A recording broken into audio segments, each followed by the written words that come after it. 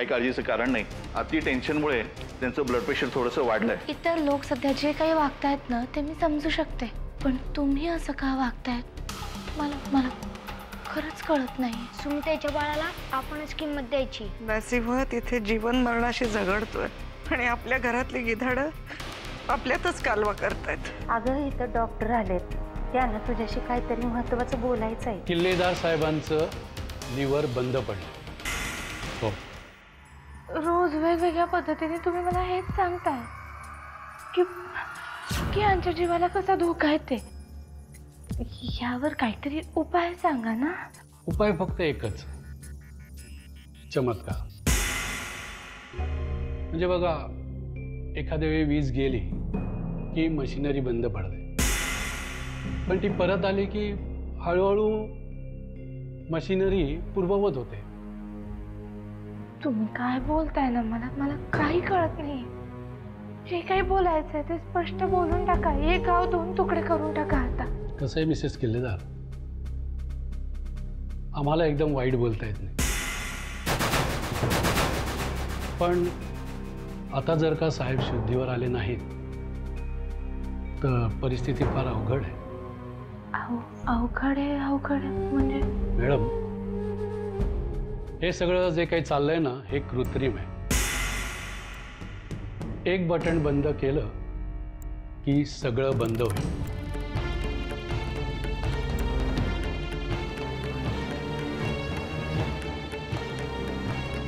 हे सगळं जे काही चाललंय ना ते कृत्रिम आहे. एक बटन बंद केलं की सगळं बंद होईल.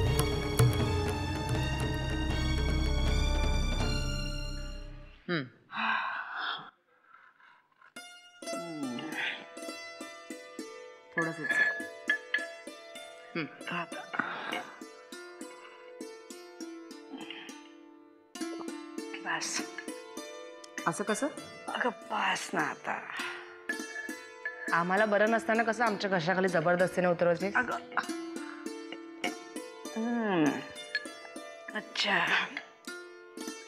त्याचा वचपा काढतेस का? नाही ग, वचपा कसला आत्याजी. अगं तू आमच्यासाठी एवढ्या रात्री जागून काढल्यास ना, त्या मनाने हे काहीच नाहीये. ते काय, ते माझं कर्तव्य होतं ना. मग मी काही हे जबरदस्ती म्हणून करत नाहीये, मी सुद्धा माझं कर्तव्य म्हणूनच पार पाडते. आत्याबाई साहेब, बाहेर सुमित्राताईंचे वडील आलेत. मोठ्या साहेबांनाच पाहायला आले होते, पण जाता जाता त्यांना तुम्हाला भेटायचंय. अनु, त्यांना म्हणावं प्लीज आत्ता नको, आत्याजीला बरं नाही वाटत आहे. अगं असं काय करतेस? नाही, पाठव त्यांना. अगं आत्याजी, तुला जास्त त्रास होईल ना बोलताना. अगं आपल्या माणसांशी बोलताना कसला आलाय त्रास? अजून तेवढे 4 शब्द बोला एवढी ताकद आहे हा माझ्यात. पाठव त्याला. जी.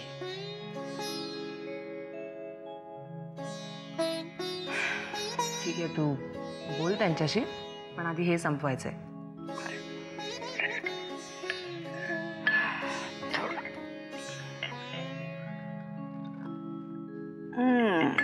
संपत आला.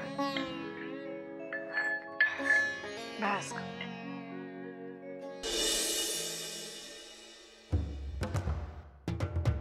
काय दिवडना एक खून पचवला तर काय माझाला काय पुन्हा उशिरा आला ते?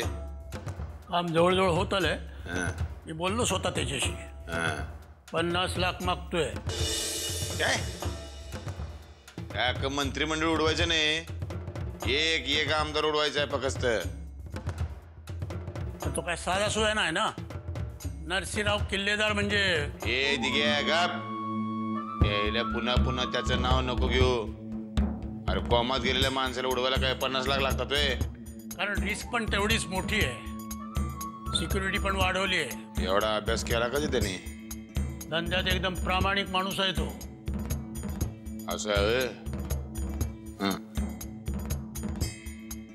दिवाना त्याला म्हणा 20 लाखामध्ये उरकून टाक काम. सुशेठ, हम्म. मला नाही वाटत तो कबूलेल. मला नाही वाटत. तू काय त्याचा माणूस आहे का? याच्यामध्ये तुझा पण कट आहे रे. माझ्या मनचा एक बी शब्द नाही. जे तो बोलला तेच सांगितलं मी. हीच काय रिस्क आहे. अरे एक बटन तर जाऊन दाबायचे तिकडं. हा, त्यात नसलेल्या डोंबराची रिस्क. जेव्हा सगळं सोपं सोपं दिसत असतं तेव्हाच सगळं अवघड असतं.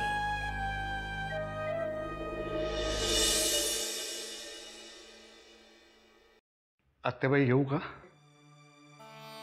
या या. नमस्कार. बसा बसा. काय म्हणते तब्येत? खरं सांगायचं तर सगळ्यांची काळजी घेणारा माणूस असा हांतरुणावर बघितला की त्याच्याशी काय बोलावं तेच कळत नाही. बोला बोला. तसंच काहीतरी कारण असल्याशिवाय तुम्ही इथपर्यंत येणार नाही. बोला. महत्वाचा विषय म्हणजे खरं तर साहेबांनाच बघायला आलो होतो. आणि दुसरं महत्वाचं म्हणजे आपली धर्मशाळा. झाली का बांधून पूर्ण? हो. आसपासच्या 4-5 जिल्ह्यात तरी अशी धर्मशाळा नाही.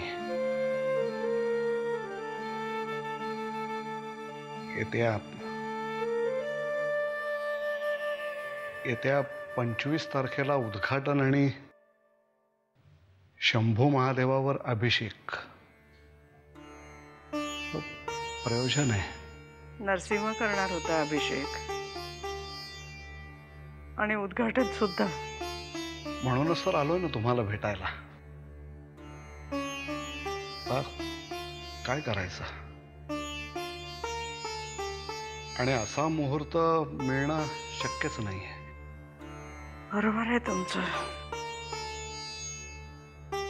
आता काय करायचं? मोठे साहेब नसले तरी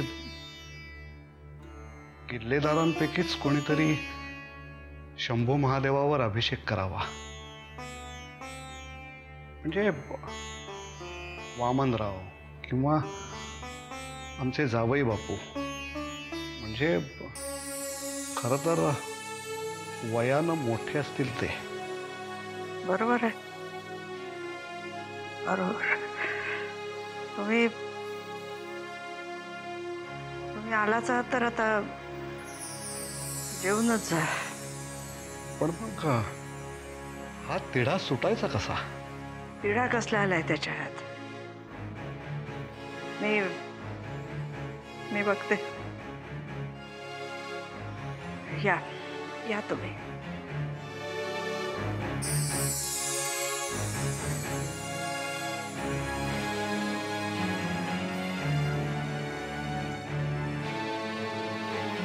शंभू महादेवा, आता काय रे पुढ्यात वाढून ठेवलंयस बाबा.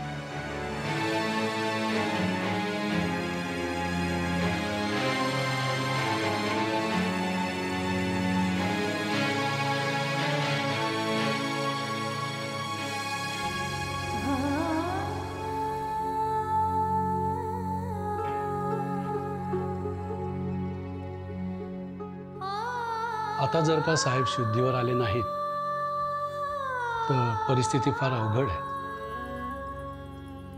हे सगळं जे काही चाललंय ना हे कृत्रिम आहे. एक बटन बंद केलं की सगळं बंद होईल.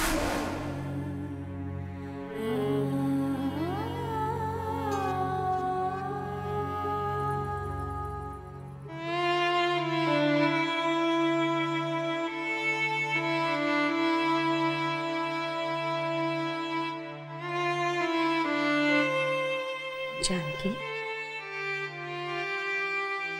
अगं असं रडून रडून माणसं बरी झाली असती तर लोकांनी सौताच्या डोळ्यातल्या आश्वानेच अभिषेक घातला असता शंभू महादेवाला.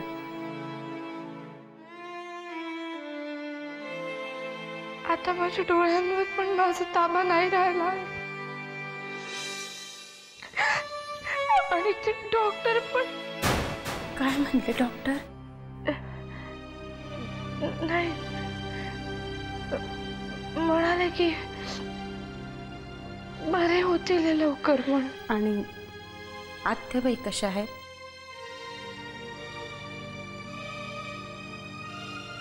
त्या पण ठीक आहेत आता. आणि हे बघ, तू जर आत्याबाईंच्या जवळ बसली नाहीस तर त्या लवकर कशा बऱ्या होतील सांग बरं. इथे असताना आत्याबाईंची काळजी वाटते आणि तिकडे गेल्यावर यांची. मी काय करू? काय भी काळजी करू नकस, आम्ही आहोत ना इथं. तू आत्याबाईंजवळ जा. आणि ह्या काय लक्ष्मीबाई बी आल्या. काय चालू आहे मालिकेमध्ये बोलणं? काय बोलणार, ऐकतच नाहीये पोरगी. तिथं आत्याबाईंजवळ बी बसायला पाहिजे की नको हिनं? जानकीताई तुम्ही जा, आम्ही आहोत ना इथं. आणि तसं काही वाटलंच तर माझ्या मोबाईलवर फोन करा. हां जा तू, आम्ही आहोत.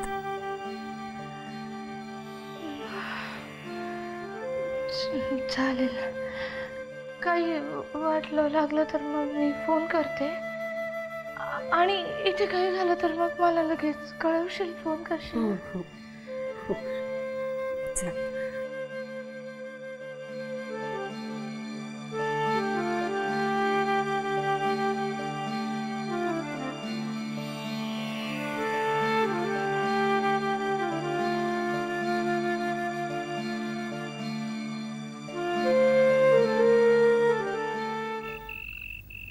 सुमित्रा, आता तर काही त्रास नाही ना?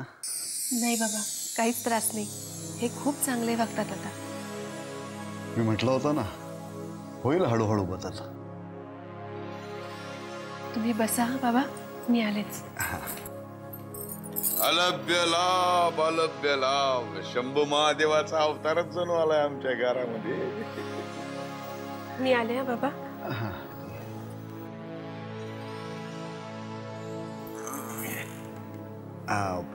बोला जावई. ये थेरड्या, पोरी समोर दोन शब्द गोड बोललो तर लटकायचं नाही लगेच. काय काम काय? पोरगी सुखात आहे का दुःखात आहे बघायला आला काय? नाही तसं नाही, म्हणजे गावात मंदिराचा जीर्णोद्धार आणि मूर्तीची प्राणप्रतिष्ठापना होतीये. मोठे किल्लेदार नाहीत, मग कोण? तुम्ही की वामनराव, हे विचारायला आलो होतो. अरे मग विचारायचं काय? किल्लेदारांचा वारसदार मीच, परशुराम किल्लेदार मीच बसणार पूजेला. विचारायचं काय? महिला तुमच्या फायद्याच्या गोष्टी विचारायला तेवढ्या आत्याबाई, आणि वाईट बातम्या सांगायला आम्ही का रे? ठीक आहे, तुम्ही तर तुम्ही. तुम्ही तर तुम्ही नाही, मीच.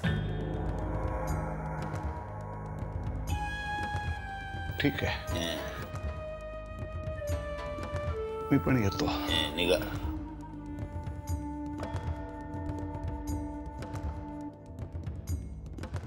अरे वा वा वा, एकदा जनतेला दाखवून द्यायची हीच तर वेळ आहे. किल्लेदारांचा वारसदार. बरं वाटते.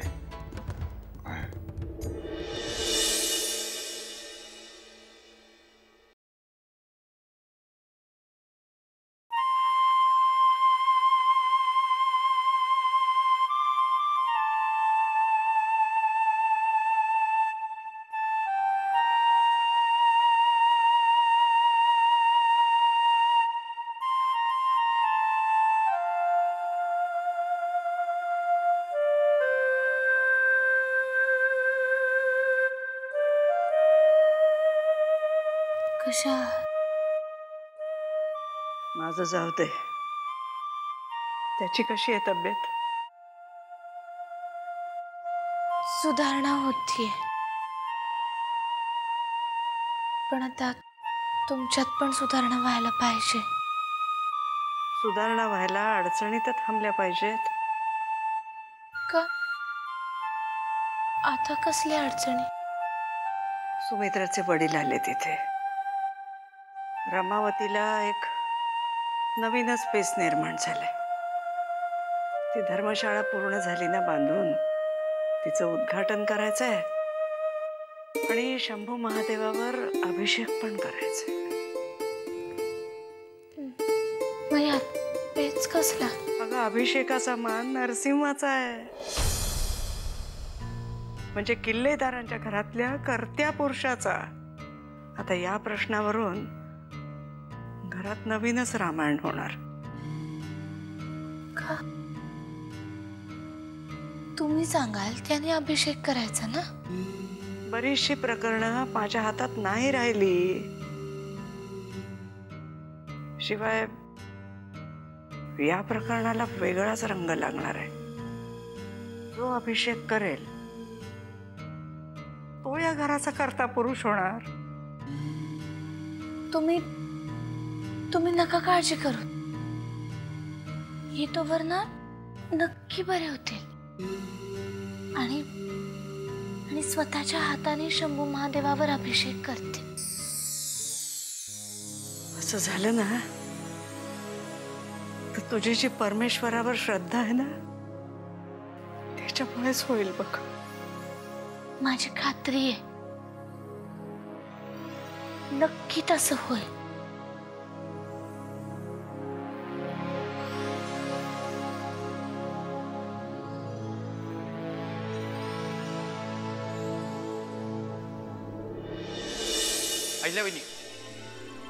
अहिल्यावहिनी जरा बोलायचं होतं. माझ्याकडे वेळ नाहीये आणि तुमच्यासाठी तर अजिबात नाहीये.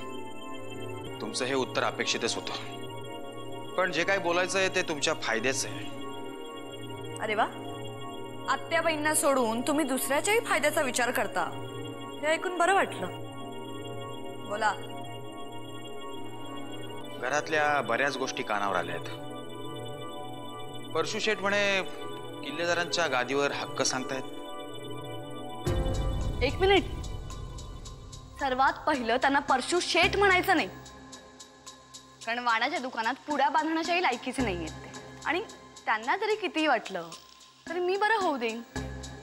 नाही, तुमचं सगळं बरोबर आहे, पण अडचण अशी आहे की वामन साहेब खरोखरच परशुराम शेठपेक्षा वयानं 6 दिवसानं लहान आहेत. तुमचे वामन साहेब सगळ्याच बाबतीत लहान आहेत, तर जन्म सुद्धा लवकर घेता आला नाही. एका ठेवलेल्या बाईच्या मुलाला वारस होण्याची स्वप्न दिसत आहेत.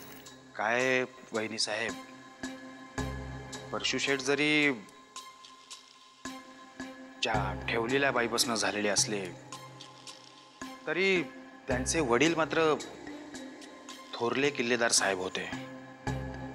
शिवाय या घरानं त्यांना जन्मापासूनच समान दर्जा दिलाय. मग मी काय करू? हे सगळं उघड्या डोळ्यांनी बघत बसू का? हेच सांगण्यासाठी मी इथे आलोय. तुमचा फायदाच आहे. मार्ग थोडा वाकडा आहे पण प्रभावी आहे. हे बघा, अशा वेळी वाकडं तिकडं काही नसतं. जे चांगलं असतं त्याच्यासाठी झटायचं. एखाद्याचं वय कशावरनं ठरवलं जातं? त्याच्या कागदपत्रावरनच ना. समजा मी वामनरावांच्या वयाचं नवं सर्टिफिकेट आणलं तर, ज्यामध्ये त्यांची जन्मतारीख 7 एप्रिलच्या ऐवजी 24 मार्च असेल.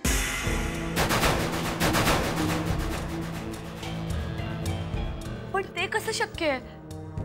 कारण दरवर्षी आपण त्यांचा बर्थडे 7 एप्रिलला सेलिब्रेट करत आलोय. ती चूक होती असं आपण जगाला पटवून द्यायचं.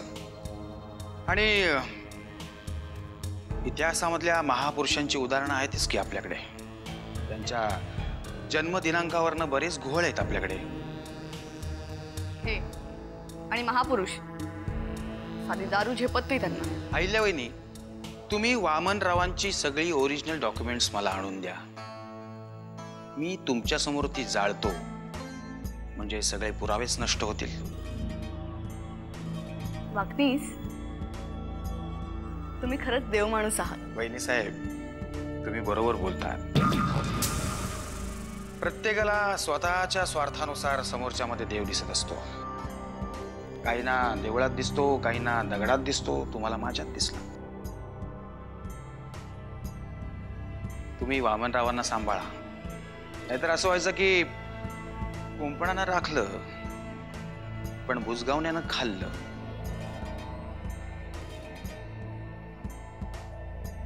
वाकनीस, तुम्ही अजिबात काळजी करू नका. मी सगळं व्यवस्थित सांभाळेन.